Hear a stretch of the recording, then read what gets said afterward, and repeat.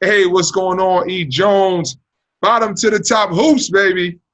You already know, Black Elvis, we're in the building. I'm smiling, L, because first of all, we got another day and it's a blessing. We're in a situation now where I feel like we had influence. You know what I mean? We told people to go out and vote, regardless of the outcome. I take a small victory in knowing that we had a record turnout in terms of people voting. So that was a big deal. Yeah, it was. It was. So, just in last count, and I know it's been up and down, but the reality of it is, man, more than 10 million more people voted in this election than last election. That's a lot of people. It's a big deal, man. So yeah, that's a lot of people. Raise the consciousness, support the efforts, and yeah, L, man. So I think with that being said, let's shift back to basketball, man. You thumbs up in that, bro? I'm thumbs up in that one. That's so real. Yo, man, we transitioning, and I'd like to get your insight because a lot of the people that I've spoken to and a lot of the feedback that I get from just running into random people and say, hey, man, I caught the last show. You guys really helped me, and you gave me some information to just kind of help my son or learn some stuff that I didn't know. You know what I mean? What's your experience with that? I honestly think we should dive more in what coaches actually look for. One of the reasons I say that, I had a conversation with some friends yesterday. We were shooting the show off the grid, okay. And they had mentioned a kid who literally killed 3 years in a row, and senior year had no major office. So just just to put that in context, Off the Grid, football recruiting show, soon to come to you guys. Putting some great work together with a great team and obviously under your direction and production. I know it's going to be awesome. So make sure y'all check out that. Appreciate you. But yeah, man, with that being said, you get those situations where kids are unsure or uncertain or don't know why, right? I averaged 30, and I didn't get the look that I wanted. And in most cases, let's just be transparent, it's a Division I offer or a Division I scholarship.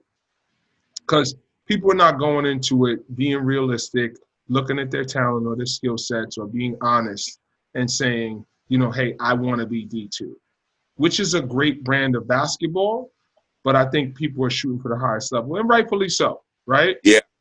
You end up where you're supposed to end up more often than not, but what we can do is just offer some insight on why you may end up where you don't want to be, or let's put it in a better place, end up where you should be.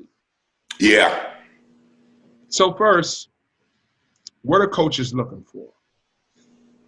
Let's start with the tangible things that we all know. Can you shoot it? Can you handle it? Can you defend? Can you rebound the ball? How tall are you? How fast are you? How strong are you? Right? How well do you know the game? How good of a teammate are you? How well do you listen, apply information, produce? How are you in crunch time situations? How are you in terms of being able to read defenses? Those are some of the tangible things that coaches look for. Intangibles, and I know at the expense of being redundant, I may repeat some of this stuff, but like, what attitude do you have? What a mental approach do you have to the game? What kind of teammate are you? How are you in the classroom? What are the things that you do on the court that sometimes doesn't show up in the stat sheet? How much are you willing to take a charge? How much do you know what I mean? Lift your teammates. Do you get emotional when things are not going your way? What's your body language when you get subbed out the game? Are you challenging coaches? Those are just some of the things that jump out to me with respect to what coaches are looking for. So that being said, Al, let's put it in the first person's perspective. You were an athlete that got recruited. What were some of the things that coaches that you could remember talked about with your recruitment and what you should be doing or shouldn't be doing? I remember one thing a coach from, trying to think what school was that. I was playing with Ulster County. We was playing in this tournament, Mm-hmm. Shout out, it was Joaquin, Wavery, Isaiah Francis. We played against them in the Monroe. same tournament. And a coach from Siena told me, hey, kid, you'll be fine if you work on your body language. It always stuck. So it stood out to me when I deal with kids. Your body language is everything. Your body language tells the coach or the people that's around you, do you want to play? Are you hungry? Like, those are the little intangibles that players got to understand mentally, how you can throw people in the ocean. You might not even feel that way, but they're going to go based off your body language. You know, what do you feel about that? Well, I think that's a key point, because when you're talking about the things you can control, how you carry yourself on the court is definitely something that's under your control. Like how you respond to the coach, you know, how you warm up. And think about this. You may not see everything when you're in post-person recruiting. Now everything is filmed because coaches can't go out. So now they can rewind it. They can zero in. They can zoom in on you. So now you are kind of under an electron microscope where people are going to be able to say, how did he react when he penetrated, broke the guy down, dished it off to the big, and he fumbled it? Did you pat on the back and say, let's get the next one? Or do you get the shrug of the shoulders, the deep sigh, and the shh? Yeah. That just got you, you know, checked off of somebody's list. Yeah. Well, what kids got to understand at the Division I, at the major levels, you have to understand you're great, you're good, you're solid. Yep. But guess what? There's probably 12 to 30 other kids that's on your level just as solid as you. This is why it's so important for kids to understand you got to handle your business in the classroom. Yes. Because everybody's going at it. Everybody's training on the court, but who's the ones taking the time to make sure they're up to par in the classroom? Because now when a guy's recruiting, guess what? That's when that starts to kick in, because at the end of the day, if you're not 7 feet, a question that's going to be asked is, how are you as a student? Well, the coaches that I deal with is like, hey, E, I know you saying if this guy could play, they trust my word, right? I know he can play. What kind of kid is he? What's his grades like? Then they ask me, hey, E, who's involved? How many people do I need to get to the kid? Yeah. So let me touch on that. So even when it comes to handlers, I mean, I respect the game. I've been in the game. I know the game. I respect the fact that colleges are going to deal with your AAU coach. Yep. They're going to deal with your high school coach. Yep. Please, parents, don't be an overwhelming, how could I say, tick. You know how a tick sticks to you and you can't get it off and it stresses you out? This is how some parents come off. Like, I've literally watched filming. They don't know I'm watching them. And they're going crazy. Yo, what are you doing? They're at the refs. They're at the coach. They're at their kid. Relax. Everybody has to understand. If you are not talking about a kid who's 16, 17, that means they're a kid. And I understand there's a high level of expectation you can put on your kids, especially when they start early. But what we got to know is make it fun. We got to know that. It's got to be fun, because if it's not fun, it becomes a job. Well, El, you touched on something, and I don't think that we can let that pass without going a little deeper into it. Parents, you've said this in the past. You spoke to Cole Anthony and Greg Anthony. As a coach, my job is to prepare my team to execute. So if I'm coaching energy and effort in a game rather than strategy, I really, you know what I mean? I don't have a good handle on my team. Effort and energy is a given. And if you don't play with that, then you're fooling yourself. Secondly, parents, put your kids around coaches and trainers and mentors and guidance counselors and schools and people and AAU teams that you feel confident in. where you can go and watch a game, root for your child, enjoy it, and you don't feel like you need to be a second coach. Because the antics on the sideline, you get a label just like a kid gets a label. Absolutely. And if your label starts to become bigger than your kids, then guess what? Your problems outweigh your talent. And if your problems outweigh your talent, your son's recruitment or your daughter's recruitment could suffer. Let me just tell you this. Lance Stevenson was a McDonald's All-American, and he was destined to be an NBA player regardless of where he went. But there's a big difference between Duke and UCLA and Kentucky and Cincinnati.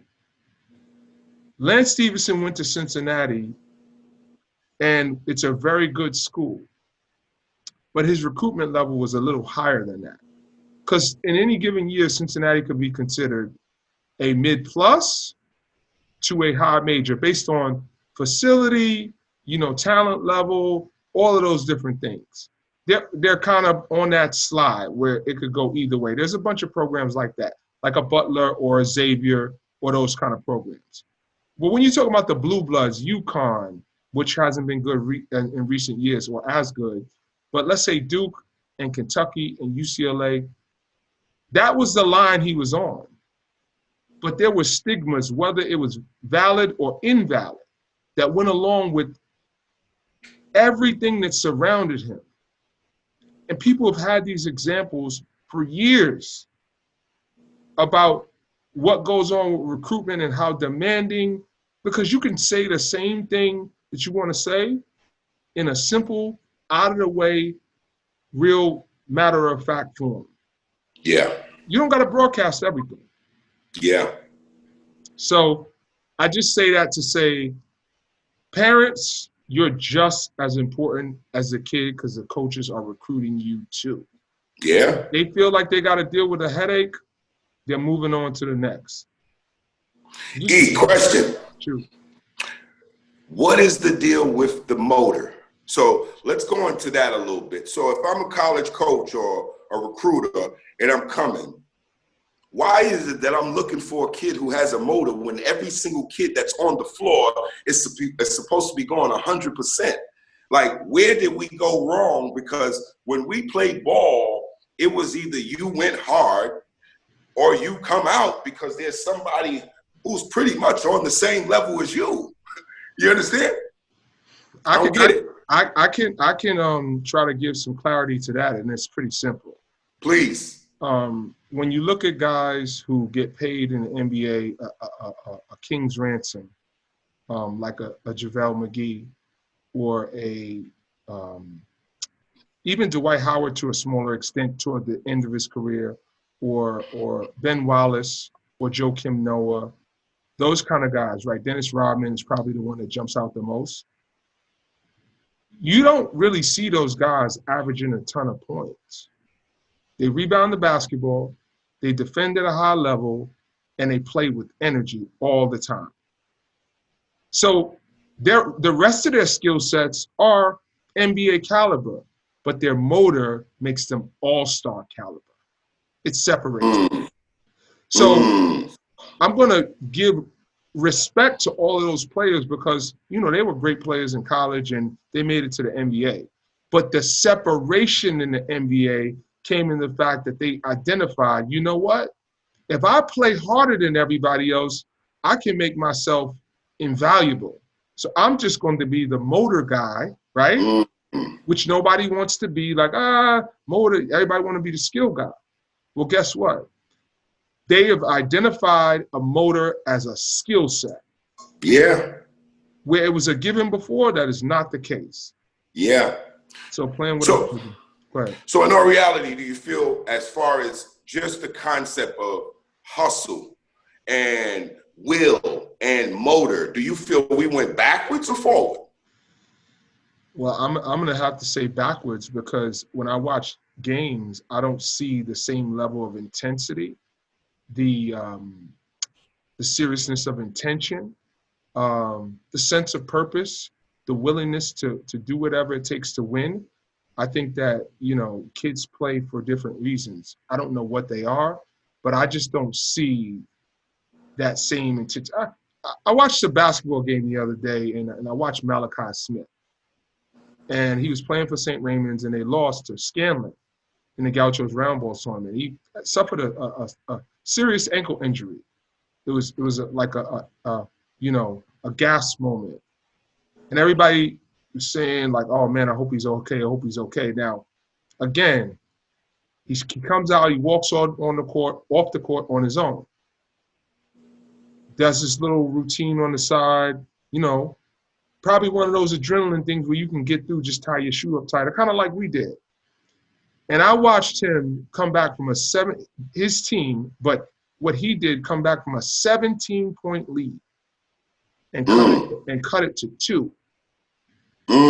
With his will, his intensity, and this is a preseason game, but his approach was like, man, screw the ankle. And I mean, you know, O was like, yo, you hooping, let's hoop, right? And I was on the side saying, sitting there with some of my friends, man, should he been playing right now? Like, is this worth it? What if he makes it worse? And he got out there, man, and literally showed why he was the best player on that court. So the simple point is, he's a throwback kid. Got you. You know what I mean? Defensively and offensively. So what I'd like to do, L, is just talk about some simple things that we can help people with. You're a point guard. You should be able to be the coach on the floor, extension of a coach. Get your team into offense. Minimize turnovers. Encourage players. Know every position on the court, defensively and offensively. And you should be able to control the game, the tempo, and the pace of it by your energy, your being vocal, and your disposition on the court. Leadership is key at the 1. Anything you want to add to that? No. I was thinking while you were talking, and everything I wanted to say, you hit it. Okay. 2 guard, talk about it. What should a 2 guard be able to do? 2 guards should be able to definitely defend because they're normally going to guard the best wing player on the other team. Yeah. We're known for 2 guards to be shooters, so you should be able to shoot. And I'll open the door for you. Well, I think you should also be able to be a decent ball handler. You should probably be able to, you know, be serviceable at the point, so you have some versatility. You probably should have some moves, because usually in the history of the game, the 2 guard has been the most, you know, versatile offensive player. So you should be able to get your own shot as well as create shots for other people. Now, they say that the wing or the 3 position, small forward, is the most versatile position on the court. Talk a little bit about the wing. If you're a great 3, I feel you should be able to guard 1 through 4. Okay.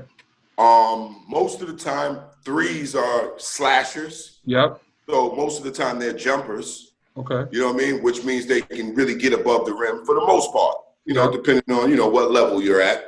I think your 3-man should be a good defender as well.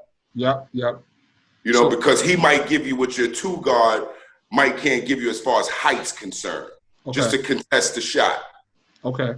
I'll expound a little bit on the 3, but you covered most of it, man. I think that the 3-man should definitely bring a high level of versatility.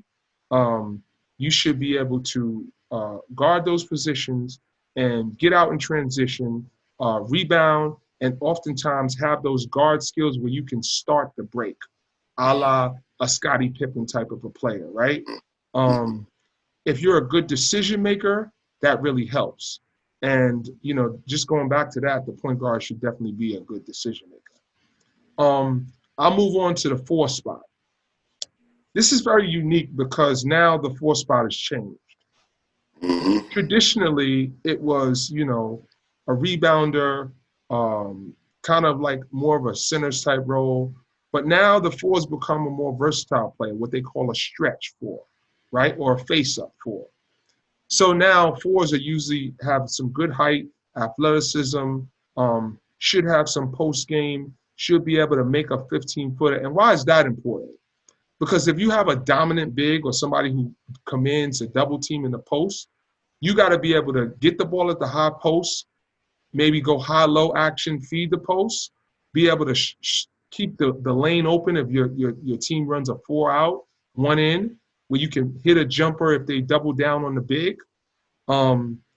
Again, you should be able to run the floor or rim run, or you know, in a set where you playing transition offense and you're the trailer, you got to be able to hit that walk-in 3 as a 4. You know, you talk about a guy like Kevin Garnett, talk about a guy like Tim Duncan, and all of those type of people. These guys showed great versatility and brought athleticism, toughness, and intensity to the game. And now we'll move. You got anything to add with the 4? Nah, well put. Okay, so now with the 5 position, I'll give you the start on the 5, and then I'll close it up. 5, I think you should definitely have some height. Of course. I think you should have some size. Mm-hmm. I think you should be, as a 5, I think I would love to program my 5 to understand that the same way the guards dribble the ball, I need you to eat up the boards. Mm-hmm. So the same way the ball has to get up the court, I need you to really believe that every time that ball hits that rim, that's your time to shine. Mm-hmm. I really feel that a 5 should have somewhat of an IQ because it really helps you on a big scale. Mm-hmm. If he understands don't come out too far, if he understands I have to guard the rim, Mm-hmm. you know, certain things, you know, but at the end of the day, I think the biggest asset of having a solid 5 is height and size. I think you should be able to rim protect. I think you should be able to rim run. I think you should have soft hands. I think you should be able to catch and finish. I think you should be able to finish through traffic and in traffic. I think you should be able to finish through contact. And I think for overall basketball players, everybody should make themselves good free throw shooters because if you can draw fouls, you can rack points up by making free throws. Very important. As a 5, let me just make this point, E. To shooters, if you are trying to claim to be a shooter, you are supposed to be at least 90% from the free throw line. There you go. So a lot of these kids, I need the parents or the kids to take this message. If you are a ball player, whether you're a point guard, 2, 3, 4, 5, which we went through all 5 positions. If you play ball, you have to understand it's called a free throw for a reason. There's no one guarding you. So when it goes back to us talking about recruitment, so many of these kids are very skillful, but they don't hit their free throws. Well, me as a recruiter, if I'm coming and I'm seeing this kid's got all this potential in the world to be a great slasher, he can get to the bucket. But if you don't hit your free throws, that's showing that you're fundamentally not sound. Or you don't have the concentration to be able to focus and lock in and make them. And at the end of the day, right, you're just leaving food on the table. Finish your breakfast, as Big Strick used to say. Oh, bless, man. R.I.P. to my guy, Big Strick. Miss him to death. So just finishing up as a 5, man, you want to have good post moves and good footwork. And I think at the end of the day, if you can play pick and roll basketball, that's where the game is gone now across the board. So what we wanted to do is, man, just give you some insight in terms of, hey, if you're looking at your kid, define what their position is, right? And if you say to yourself that my kid's a point and they don't see the floor or they don't pass the ball well or they're not vocal, then maybe your kid's not a good point. And this information is mostly meant for you to gauge and evaluate where your kids are independently, right, and objectively. Because if you know the game, you can measure up and say, okay, well, he does that, she does this, she does that, and we're on the right path. But if I've named 12 things or Elvis has named 14 things and you're 6 out of 12, You got some work to do. Got some work to do. You got some work to do. do. Let's shake it up. I know you're about to wrap it up. Let's shake it up. Talk about it. 5 players that you've seen that these kids are displaying. What level are we talking about? Oh, I'm talking about New York City basketball. What you know, because you're in tune, as far as 5 players. So if we was doing all city right now and we needed to do it one position, everybody gets a ballot. Who's your 5? Man. Starting from the point. Wow. Start some controversy. Let's get the people talking. Malachi Smith. Okay. I'm probably gonna go Khalil Brantley. I'll put him there too because he's. All right. Now, so they both point guards, but like you just spoke. Yeah, Khalil can be considered a combo because he's a prolific scorer. Got you. I'm gonna just put as a wing player, Jaquan Sanders. Okay. 3. At the 4, I'm gonna go with Adrian Griffin. At the 5, there really isn't too many traditional 5s. I'll leave that one vacant. Okay, well, I know that there's a kid over at Stepinac who's really solid over there. I don't know his name. Malcolm Chimenzi. I think he might be the 5. He's signed with Boston University. He's a good one. Yeah. That's a good candidate. So let me ask you a question. What about the light-skinned kid from OSL? Oh, Silas Sunday, 7-footer. Yeah. All right. So let me tell you what I would go with, because I wanted to hear yours, because you're a little more in tune. I would go. So you cheated a little bit. And let me tell you why you cheated. Because we have 2 solid point guards here in New York City. And I'm going to say that is Malachi and Khalil. Yeah. Because I'm going to be real with you. I got to put Jaquan at that too. Okay. Because I need my 2 guard to just, I know Khalil's a scorer, but I need my 2 guard to be able to knock that shot down. He's a really good shooter too, man. Oh man, so it's over. So I see why you going with the 3-guard combo. Yeah, man. I'm going small ball, baby. That's where the game is going. You see, you know what I mean? I'm going small ball. But I think those are the best 4 players in the city, in my opinion. Mm-hmm. And again, right? We're talking about New York City. You could argue and say Long Island Lutherans got some good ones, but I'm just saying in New York City, these are the kids in the New York City League that have kind of showed themselves to be that. And there's a lot of talent out there, and there's kids that are probably being not talked about or looked glanced over, but spur of the moment, those are the kids that I'm thinking, and I don't think you can go wrong with those kids. Yeah, I threw you on the spot, man. So that was great. It's all good, man. You got to be able to, handle it on the fly sometime, and that's how the game goes, man. The game is going one way. You go in there trying to run and gun, and the team slows you down. You got to be able to execute in the half-court offense and get good possessions. Got to adjust. Hey, man, L, thank you for always sharing your insight and perspective. Thanks for sharing that insight last week, getting people to vote. That was personal for me. I thought that was really cool. So make sure you guys check us out, YouTube, Spotify, Apple TV, bcom.com. Check out Off the Grid coming very soon. Show on football recruitment in high school in New York City. A big shout out to Team D Jones, Jerry Ice, City Legends. We out, man. Al, who you shouting out? Shout out to God. You already know. Shout out to the BCOM TV team. Shout out to the Decisions team. About to start dropping some of those soon. Get back to it. Yes, hey, God is good, man. So, hey, stay prayed up. Stay safe. Don't forget, it's still a pandemic. Yeah, we working, yo. Peace.